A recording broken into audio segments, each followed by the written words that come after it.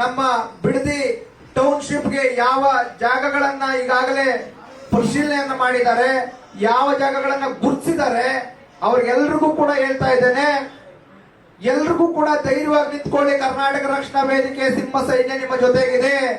ನಿಮ್ಗೆ ಎಲ್ರಿಗೂ ಕೂಡ ನಾನು ಇವತ್ತು ಘೋಷಣೆ ಮಾಡ್ತಾ ಇದ್ದೇನೆ, 10,000 ಪೊರಕೆಗಳನ್ನ ನಿಮ್ಗೆ ಬಹುಮಾನವನ್ನ ಕೊಡ್ತಾ ಇದ್ದೀನಿ ಒಡೆಯಕ್ಕೆ. ರಾಜ್ಯ ಸರ್ಕಾರದಲ್ಲಿ ಯಾವನಾದ್ರೂ ನಿಮ್ಮ ಭೂಮಿಯನ್ನ ಕಬಳಿಸ್ಲಿಕ್ಕೆ ಬಂದ್ರೆ 10,000 ಪೊರಕೆಗಳು, ಅದರ ಜೊತೆಯಲ್ಲಿ ಕರವೇ ಸಿಂಹ ಸೈನ್ಯದ ಮಹಿಳೆಯರೆಲ್ಲರೂ ಕೂಡ ನಿಮ್ ಜೊತೆ ಬರ್ತಾರೆ. ನಾವು ಕೂಡ ಬರ್ತಾ ಇದ್ದೇವೆ. ನಾವು ಒನಕೆಗಳನ್ನ ತಗೊಂಡ್ಬರ್ತಾ ಇದೀವಿ. 10,000 ಒನಕೆಗಳು, 10,000 ಪೊರಕೆಗಳನ್ನ ನಿಮಗೆ ಕೊಡ್ತಾ ಇದ್ದೀವಿ. ನಿಮ್ಮ ಜೊತೆ ನಾವಿದ್ದೀವಿ. ಯಾವನಿಗೂ ಎದುರುವಂತ ಕೆಲಸ ಇಲ್ಲ. ನಿಮ್ಮ ಜಾಗ ನಿಮ್ಮ ಹಕ್ಕು, ನಿಮ್ಮ ಭೂಮಿ ನಿಮ್ಮ ಹಕ್ಕು, ನಿಮ್ಮ ಭೂಮಿ ನಿಮ್ಮ ಮಕ್ಕಳಿಗೆ ಸಲ್ಲಬೇಕು. ನಿಮ್ಮ ಭೂಮಿಯನ್ನ ಯಾವನೋ ಖಾಸಗಿಯವನಿಗೆ 20,000 ಕೋಟಿ 30,000 ಕೋಟಿ ಖಾಸಗಿಯವರಿಗೆ ಮಾರಾಟ ಮಾಡ್ಲಿಕ್ಕೆ DK ಶಿವಕುಮಾರ್ ಅವರ ಅಪ್ಪನ ಜಾಗ ಅಲ್ಲ. ನಮ್ಮ ಕರ್ನಾಟಕದ ರೈತರ ಭೂಮಿ ರೈತರಿಗೆ ದಕ್ಕಬೇಕು, ರೈತ ಕುಟುಂಬಗಳಿಗೆ ದಕ್ಕಬೇಕು. ಅವರ ಆ ಒಂದು ಪರಿಸರವನ್ನ ಹಾಳು ಮಾಡಬಾರದು. ಮತ್ತೆ ಆ ಕುಟುಂಬಗಳ ಕಣ್ಣೀರನ್ನ ನೀವು ಒರೆಸುವಂತ ಕೆಲಸ ಮಾಡಬೇಕು. ಅವರಿಗೆ ಒಂದು ರೀತಿಯಲ್ಲಿ ಮಾನಸಿಕ ಹಿಂಸೆ ಕಿರುಕುಳವನ್ನ ಕೊಟ್ಟು ಅವರು ನಾಳೆ ಅಲ್ಲಾಗುವಂತ ಟೌನ್ಶಿಪ್ ಅಲ್ಲಿ ಅವರು ವಾಚ್ಮ್ಯಾನ್ ಇಲ್ಲ ಅಲ್ಲೇನಾದ್ರೂ ಬಾತ್ರೂಮ್ ಕ್ಲೀನ್ ಮಾಡೋದು, ಅಲ್ಲೇನಾದ್ರೂ ಕೂಲಿ ಕೆಲಸ ಮಾಡುವಂತ ಕೆಲಸ ಬರಬಾರದು. ಯಾಕೆ ಮಾತು ಹೇಳ್ತಾ ಇದ್ದೇನೆ ಅಂದ್ರೆ, ಇವತ್ತು ನಮ್ಮ ಬೆಂಗಳೂರು ಕೆಂಪೇಗೌಡ ಅಂತಾರಾಷ್ಟ್ರೀಯ ವಿಮಾನ ನಿಲ್ದಾಣದ ಭೂಮಿಗಳನ್ನ ಅವತ್ತು ಬರೀ 5 ಲಕ್ಷ 6 ಲಕ್ಷಕ್ಕೆ ಕಳ್ಕೊಂಡಂತ ರೈತರು ಇವತ್ತು ಅದೇ ಏರ್ಪೋರ್ಟ್ ಅಲ್ಲಿ ಬಾತ್ರೂಮ್ ತೊಳೆಯುವಂತ ಕೆಲಸಗಳು ಮಾಡ್ತಿದ್ದಾರೆ, ಅಲ್ಲಿ ಕಾರ್ ಪಾರ್ಕಿಂಗ್ ಅಲ್ಲಿ ಕೆಲಸ ಮಾಡ್ತಿದ್ದಾರೆ, ಅಲ್ಲಿ ಒರೆಸುವಂತ ಕೆಲಸ ಮಾಡ್ತಿದ್ದಾರೆ. ಇದನ್ನ ನಾವು ಮತ್ತೆ ನಮ್ಮ ಕನ್ನಡಿಗರಾಗಿ, ನಾವು ಹೋರಾಟಗಾರರಾಗಿ ನಾವು ಇದು ಯಾವುದೇ ಕಾರಣಕ್ಕೂ ಕೂಡ ಕೈ ಬಿಡಬಾರದು. ಯಾಕೆಂದ್ರೆ ನಮ್ಮ ರೈತರಿಗೆ ಅನ್ಯಾಯ ಆದ್ರೆ DK ಶಿವಕುಮಾರ್ ಅವರು ಬಟಾಣಿಗಳೇ ತಿನ್ನಲ್ಲ. ಬಟಾಣಿ ಏನೋ ಡೈಮಂಡ್ಗಳಾಗ್ಲಿ ಇಲ್ಲ ಕಾಸಾಗ್ಲಿ ದುಡ್ಡಾಗ್ಲಿ ಬಂಗಾರ ಆಗ್ಲಿ ತಿನ್ನಲ್ಲ. ನೀವು ಕೂಡ ಅನ್ನ ತಿನ್ಬೇಕು. ಅನ್ನ ಬೆಳೆಯುವಂತ ರೈತನನ್ನ ನೀವು ರಕ್ಷಣೆ ಮಾಡಬೇಕು ಅಂತ ನಾನು ಹೇಳ್ತಾ ಇದ್ದೇನೆ. ನೀವು ಭೂಮಿ ಯಾವುದೇ ಕಾರಣಕ್ಕೂ ಕೂಡ ಬೆಂಗಳೂರು ವ್ಯಾಪ್ತಿಯಲ್ಲಿ ಸುತ್ತಮುತ್ತ 100 ಕಿಲೋಮೀಟರ್ ಸುತ್ತಮುತ್ತ ರೈತರಿಗೆ ಅನ್ಯಾಯ ಮಾಡಬೇಡಿ. ನಾನು ಮನವಿ ಕೂಡ ಮಾಡ್ತಾ ಇದ್ದೇನೆ, ಎಚ್ಚರಿಕೆಯನ್ನು ಕೂಡ ಕೊಡ್ತಾ ಇದ್ದೇನೆ. ಹಾಗಾಗಿ ಇದು ಸಾಮಾನ್ಯ ವಿಚಾರ ಅಲ್ಲ.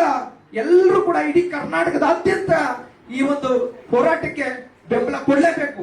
ಯಾವುದೇ ಹೋರಾಟಗಾರ ಬರಲಿ, ರೈತ ಪರವಾಗಿ ಬಂದಾಗ ಎಲ್ಲರೂ ಒಗ್ಗಟ್ಟಾಗಿ ಎಲ್ಲರೂ ಒಂದಾಗಿ ಹೋರಾಟ ಮಾಡಬೇಕು ಅಂತ ಈ ಮೂಲಕ ಕಳಕಳಿ ನಾನು ಶಿರಸ ನಿಮ್ ಕೈ ಮುಗಿದು ಕಾಲಿಗೆ ಬಿದ್ದು ಕೇಳ್ಕೊತಾ ಇದ್ದೀನಿ.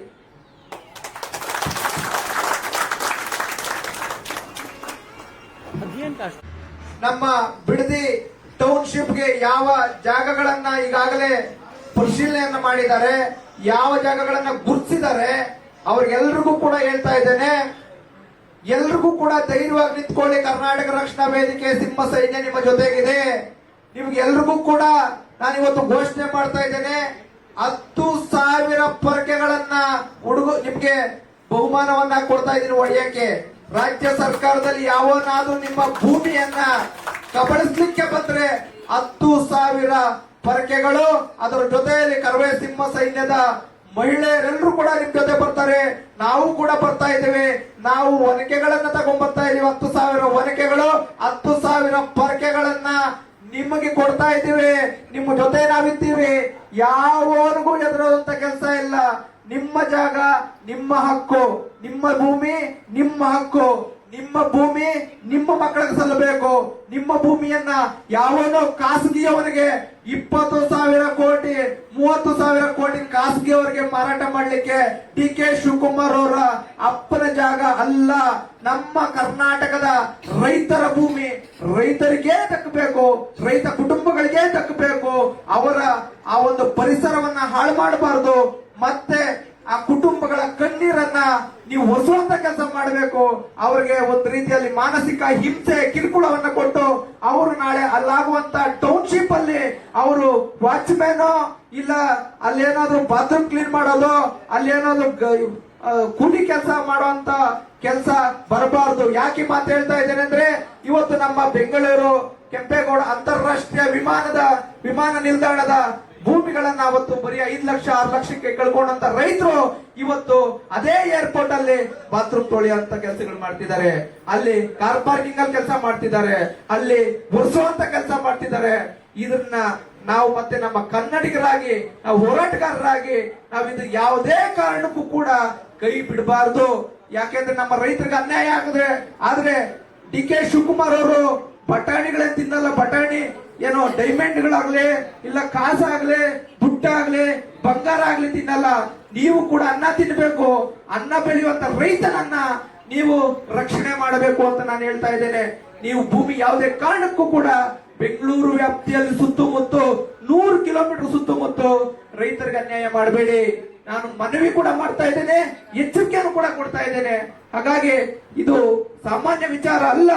ಎಲ್ಲರೂ ಕೂಡ ಇಡೀ ಕರ್ನಾಟಕದಾದ್ಯಂತ ಈ ಒಂದು ಹೋರಾಟಕ್ಕೆ ಬೆಂಬಲ ಕೊಡಲೇಬೇಕು. ಯಾವುದೇ ಹೋರಾಟಗಾರ ಬರಲಿ, ರೈತ ಪರವಾಗಿ ಬಂದಾಗ ಎಲ್ಲರೂ ಒಗ್ಗಟ್ಟಾಗಿ, ಎಲ್ಲರೂ ಒಂದಾಗಿ ಹೋರಾಟ ಮಾಡಬೇಕು ಅಂತ ಈ ಮೂಲಕ ಕಳಕಳಿ ನಾನು ಶಿರಸ ನಿಮ್ ಕೈ ಮುಗಿದು ಕಾಲಕ್ಕೆ ಬಿದ್ದು ಕೇಳ್ಕೊತಾ ಇದ್ದೀನಿ.